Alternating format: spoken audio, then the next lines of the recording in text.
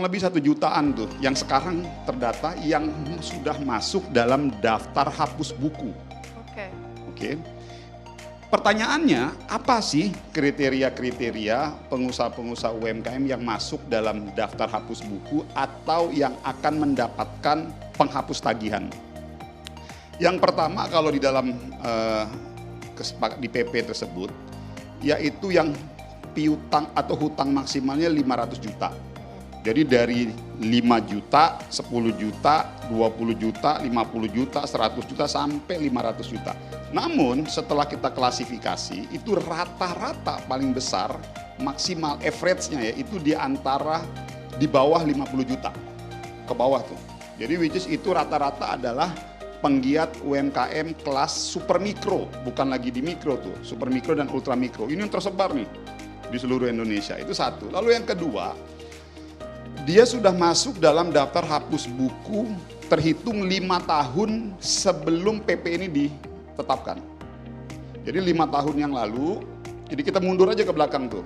5 tahun mereka memang sudah masuk dalam daftar hapus buku. Tapi yang masuk dalam daftar hapus buku baru 1 tahun yang lalu, 2 tahun yang lalu, 3 tahun yang lalu, 4 tahun yang lalu, itu tidak. Jadi mereka yang sudah masuk dalam daftar hapus buku 5 tahun yang lalu.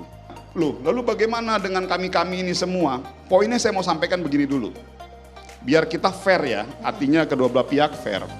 Di satu sisi saya punya tanggung jawab yang diamanahkan kepada kami Kementerian UMKM untuk memberikan motivasi dan pemberdayaan kepada pengusaha-pengusaha UMKM yang dimana kalian dulu telah bersepakat untuk mengambil pinjaman. Kesepakatan kedua belah pihak antara nasabah pengaju pinjaman dengan pihak bank. Itu adalah bentuk tanggung jawab yang harus ditunaikan dan dituntaskan oleh si peminjam. Itu dulu ya. Jadi jangan sampai dengan adanya kebijakan ini, sebagian dari pengusaha-pengusaha UMKM yang sebetulnya mereka sudah masih punya kemampuan daya juang, akhirnya menurunkan mental ataupun moral mereka untuk melunasi hutangnya. Ini juga menjadi catatan. Nah, yang ingin kita pertebal adalah bahwa program penghapus piutang ini yang betul-betul memang sudah tidak punya kemampuan lagi untuk membayar, yang dimana Bank Himbara dalam hal ini 4 bank kita, mereka sudah punya listnya tuh.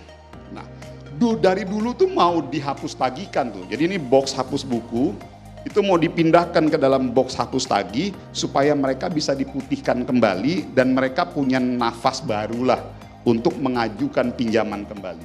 Sebetulnya dari dulu sudah mau dilakukan itu. Kenapa tidak berjalan? Karena belum ada payung hukumnya.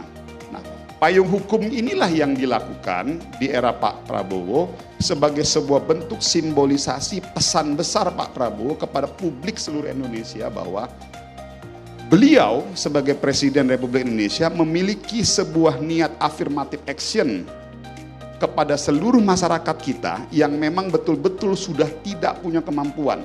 Ini message, karena ini PP pertama yang dikeluarkan oleh Pak Prabowo.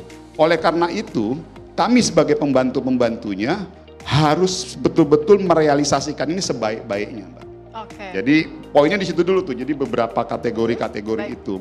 Jadi jangan sampai ini bergeser ke kiri dan ke kanan, artinya ini sebetulnya sudah ada di dalam list hapus buku Bank Himbara kita. Oke. Yang per hari ini di dalam list hapus buku ada kurang lebih 1 jutaan yang itu tersebar di seluruh Indonesia, dan sampai hari ini pun ada yang nggak tahu juga, kita alamatnya udah pindah. Jadi itu yang membuat komplikasi secara teknis untuk mencari ini orang di mana. Oke, baik. Karena kan di dalam itu kan ada syarat untuk melakukan dilakukan restru dan penagihan maksimal. Baik. Nah itu syarat itu juga harus kita jalankan itu. Itu sih kurang lebih, Mbak. Oke, luar biasa sekali penjelasan dari Pak Menteri.